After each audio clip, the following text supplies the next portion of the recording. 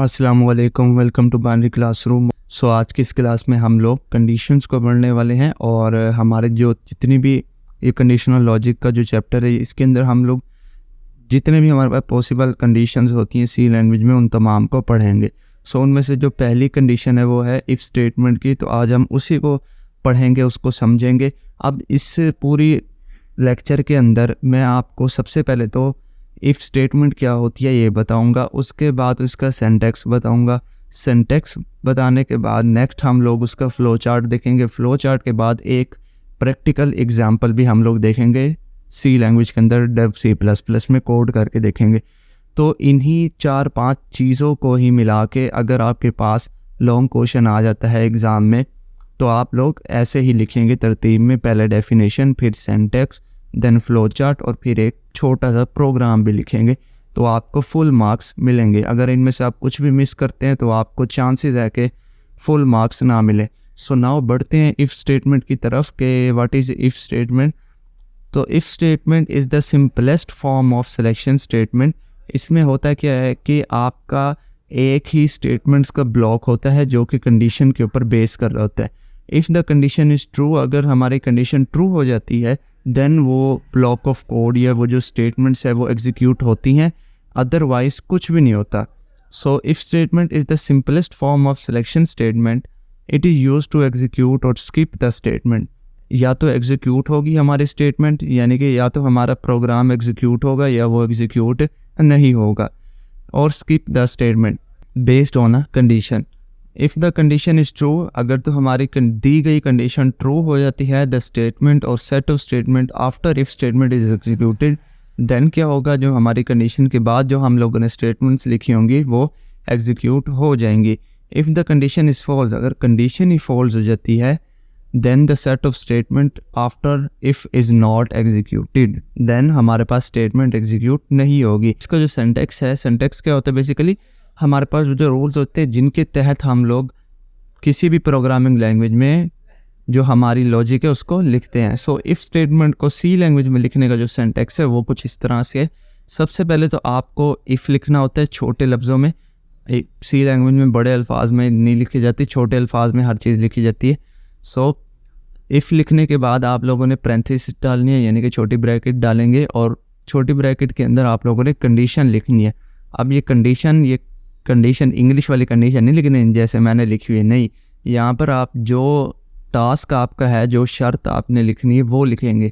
और देन उसके बाद नेक्स्ट लाइन पे आप लोग एक करली ब्रेस लगाएंगे। करली ब्रेस लगाने के बाद यहाँ पर आप लोग जिस तरह मेन बॉडी के अंदर अपना प्रोग्राम लिखते हैं इसी तरह यहाँ पर अपना प्रोग्राम लिखेंगे जहाँ मैंने लिखा हुआ है ब्लॉक ऑफ स्टेटमेंट। इसकी जगह आप लोग अपने प्रोग्राम के स्टेटमेंट्स लिखेंगे और हर स्टेटमेंट एंड की जाती है किससे, सेमीकोलन से। तो सेमीकोलन लगाना आप लोग नहीं भूलेंगे और देन उसको दोबारा इनक्लोज कर देंगे करली ब्रैकेट से। अब इसके अंदर होगा क्या कि सबसे पहले कंडीशन रिजॉल्व होगी। अगर कंडीशन मेरी ट्रू हो जाएगी देन ये मेरी स्टेटमेंट चलेगी, अदरवाइज़ कुछ भी नहीं होगा। तो इसका सबसे पहले फ़्लो चार्ट देख लेते, फिर मैं आपको इसको एग्जांपल के तरह भी करके दिखाता हूँ। फ़्लो चार्ट इसका कुछ इस तरह से, सबसे पहले ये जो एरो है ये हमारे पास किस चीज़ को ज़ाहिर करते हैं, फ़्लो ऑफ एग्जीक्यूशन को। ठीक है, 9th class chapter number 1 flow chart के अंदर सब कुछ आप पढ़ के आए हुए हैं, इसमें तो आपको कोई दिक्कत नहीं होनी चाहिए। फ़्लो ऑफ एग्जीक्यूशन जैसे स्टार्ट होगी हमारे पास सबसे पहले कंडीशन चेक होगी। डिसीजन मेकिंग का सिंबल किस लिए इस्तेमाल होता था, रिवाइज करा रहा हूँ, कंडीशन के लिए इस्तेमाल होता था। उसके अंदर कंडीशन लिख के देन आप लोग करेंगे क्या कि दो कंडीशन का आपको पता है दो पार्ट्स होते हैं, एक या तो ट्रू होता है एक या तो फॉल्स होता है। अब जो ट्रू वाला पार्ट होगा अगर वो मेरा एग्जीक्यूट होता है तो उसके अंदर मेरे पास यहाँ पर प्रोसेसिंग के सिंबल में स्टेटमेंट्स होगी जो कि मैं एग्जीक्यूट कराना चाहता हूँगा। अगर बिलफर्ज मेरी जो स्टेटमेंट्स है वो फॉल्स आ जाती हैं तो कुछ भी नहीं होगा, ये ना स्टेटमेंट एग्जीक्यूट होगी, कुछ भी नहीं होगा, मेरा प्रोग्राम एंड हो जाएगा। यहाँ पर लिखा हुआ है एंड इफ़, तो ये मेरा प्रोग्राम एंड हो जाएगा। ठीक है, जब एग्जीक्यूट होगी तब भी एंड की तरफ आएगा, अगर फॉल्स आ जाती है तब सिंपल एंड हो जाएगा। अब एक प्रैक्टिकल एग्जांपल देख लेते हैं। मैंने ओपन कर लिया है डेव C++, फाइल के ऑप्शन में जाएंगे, न्यू और न्यू फाइल बना लेंगे।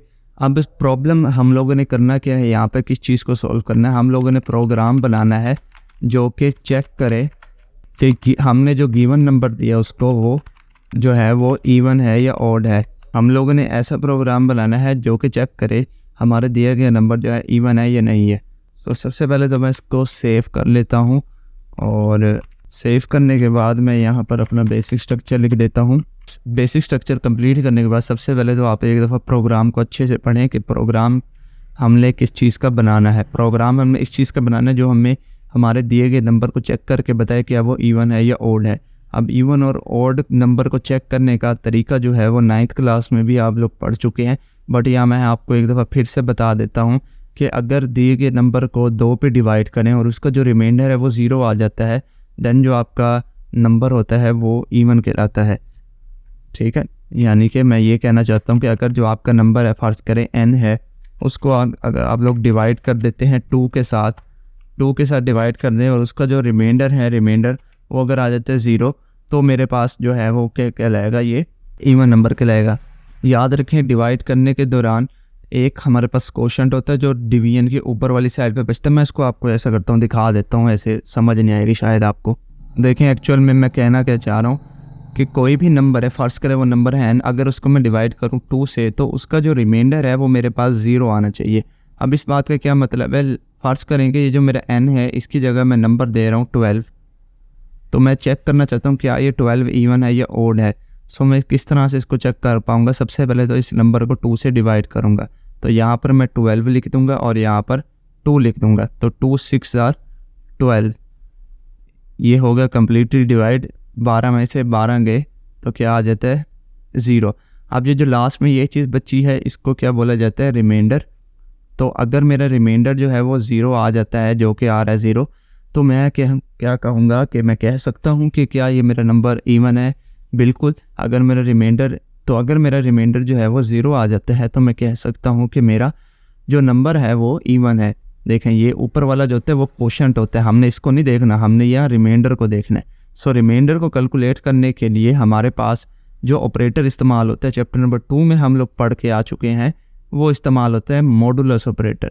मॉडुलस ऑपरेटर आप लोगों को याद नहीं है तो दोबारा से वो लेक्चर जाके आप लोग देख सकते हैं। और इसका जो सिंबल था वो था ये परसेंटेज का साइन।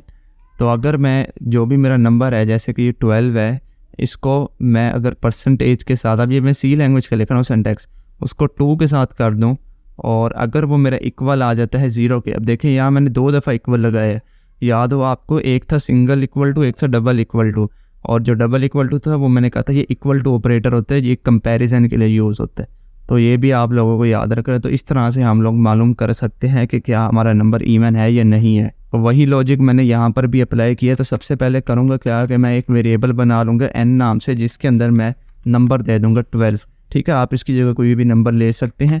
अब मैं क्या करूँगा, यहाँ पर अपने इफ़ का जो है वो कंडीशन लगाऊंगा। वो किस तरह थी, सबसे पहले मुझे इफ़ लिखना था, उसके बाद पैरेंथेसिस लगानी थी, छोटी ब्रैकेट, और उसके अंदर कंडीशन देनी थी। अब कंडीशन मुझे क्या देनी है, मुझे यही सेम कंडीशन उठा के देनी है जो मैंने यहाँ पर आपको ऊपर लिख के दी है। ठीक है, अब ये देखें कंडीशन क्या है, यहाँ पर नंबर को जो n है ये वाला, इसको डिवाइड करें 2 के साथ और वो अगर 0 आ जाए, तो अगर वो 0 आ जाएगा तो यहाँ मैं कर्ली ब्रेस लगाऊंगा। अगर वो 0 आ जाएगा तो मैं क्या कह सकता हूँ, मेरा जो नंबर है वो इवन है। सो मैं यहाँ पर क्या प्रिंट करवा दूंगा, प्रिंट एफ की जगह मैं यहाँ पर प्रिंट करा दूंगा the given number is even. ठीक है, और ये बस मैं प्रिंट करा दूंगा, बस इतना कुछ ही है। इसको सेव करता हूँ और यहाँ से कंपाइल करके इसको रन करते हैं। तो रन करने के बाद देखें हुआ क्या कि मेरे पास जो है वो आ रहा है the given number is even. अब हमारे पास गिवन नंबर इवन है क्योंकि मैंने 12 लिया। अब फ़र्ज़ करें कि मैं यहाँ पर 12 ना करके यहाँ पर 13 कर देता हूँ, जो कि एक और नंबर है। तो इस सिचुएशन में ये मेरा प्रोग्राम क्या करेगा, इसको अगेन कंपाइल करके रन करते हैं। तो देखें इस सिचुएशन में मुझे कुछ भी प्रिंट हुआ नज़र नहीं आया। तो ये क्या हुआ, अब खाली कंसोल तो भाई प्रिंट अच्छा भी नहीं लगेगा ना। तो ये क्या हुआ, अगर कंडीशन इसका मतलब ट्रू नहीं हो रही तो कुछ भी नहीं हो रहा। तो वही बात हम लोगों ने इफ़ में पढ़ी ना कि जब कंडीशन ट्रू नहीं होती तो कुछ भी नहीं होता।